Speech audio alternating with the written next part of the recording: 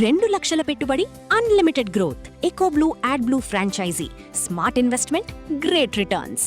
దేశంలో రిజర్వేషన్లను పూర్తి స్థాయిలో నిర్మూలించే దిశగా భారతీయ జనతా పార్టీ అడుగులు వేస్తుందా? గతంలో కూడా చాలాసార్లు చర్చలు జరిగినాయి. భారతీయ జనతా పార్టీ అధికారంలోకి వస్తే కనుక రిజర్వేషన్ల వ్యవస్థని కొన్ని మౌలికమైనటువంటి రాజ్యాంగంలో ఉన్నటువంటి స్వరూపాలని మార్చేటువంటి ప్రయత్నం చేస్తుంది. ఎందుకంటే వాళ్ళ ఎజెండానే అది.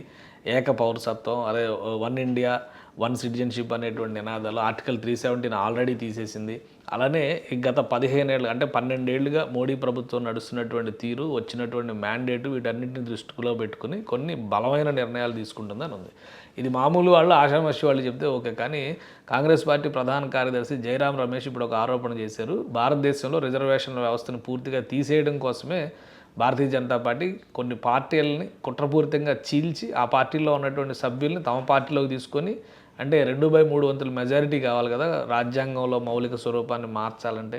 ఆల్రెడీ గత నెలలో జరిగినటువంటి ఒక స్పెషల్ సెషన్లో పార్లమెంట్లో మహిళా రిజర్వేషన్ బిల్లు, అలానే వీటికి సంబంధించినటువంటి డీలిమిటేషన్కి సంబంధించినటువంటి ప్రక్రియ, దానిపైన కొన్ని చట్టాలు చేయాలని చెప్పని సరైన మ్యాండేట్ లేక భారతీయ జనతా పార్టీ వెనక్కి తగ్గాల్సి వచ్చింది. అంటే ఎన్డీఏ ప్రభుత్వం వెనక్కి తగ్గాల్సి వచ్చింది. ఇప్పుడు దానికి సంబంధించినటువంటి అంశాలని ఒక జాతీయ ఛానల్కి ఇచ్చినటువంటి ఇంటర్వ్యూలో జయరాం రమేష్ వివరించారు.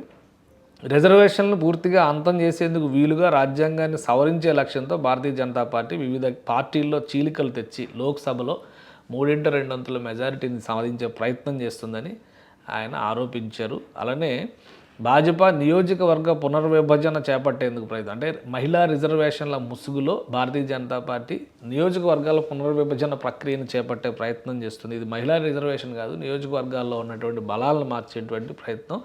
అంతిమంగా ఏంటంటే రిజర్వేషన్ల ప్రక్రియ మొత్తాన్ని దెబ్బకొట్టేటువంటి వ్యూహం ఇందులో ఉందని చెప్పని జాతీయ మీడియాకి ఇచ్చినటువంటి ఇంటర్వ్యూలో ఆయన చెప్పారు. నిజంగా ప్రభుత్వానికి చిత్తశుద్ధి ఉంటే ఇప్పుడున్నటువంటి 543 లోక్సభ స్థానాలకు జరిగేటువంటి ఎన్నికల్లోనే 33% రిజర్వేషన్, మహిళా రిజర్వేషన్ని అమలు చేసి చిత్తశుద్ధిని నిరూపించుకోవాలని చెప్పి ఆయన డిమాండ్ చేస్తారు. గతంలో అంటే 2024లో కూడా అమిత్ షా కొన్ని ప్రయత్నాలు చేశారు. ఆ ప్రయత్నాల్లో భాగంగానే టీఎంసీ, శివసేన లాంటి పార్టీలను చీల్చేటువంటి ప్రయత్నం జరిగింది.